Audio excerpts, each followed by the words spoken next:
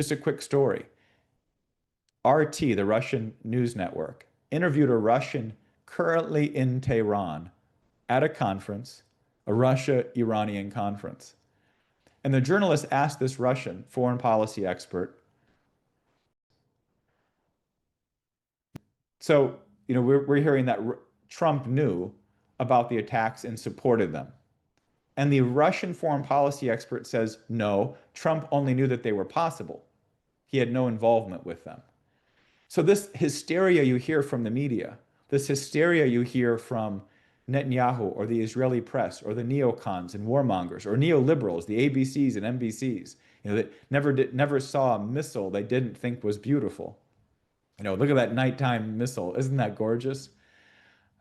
These are the ones trying to tell you Trump is the one engaged and involved.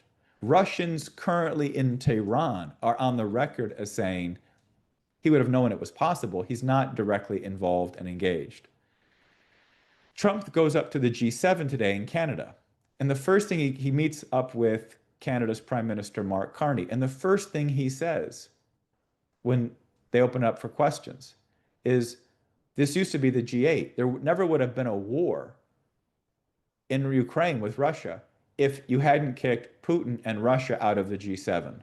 And he goes directly after Trudeau and Obama, who basically kicked Putin out of the G8. It was 2010, 2011, around that time period. And so the first thing Trump does on the international stage, in front of the press, in the course of all of this potential war danger, is again point to the importance of the collaboration with Putin and Russia.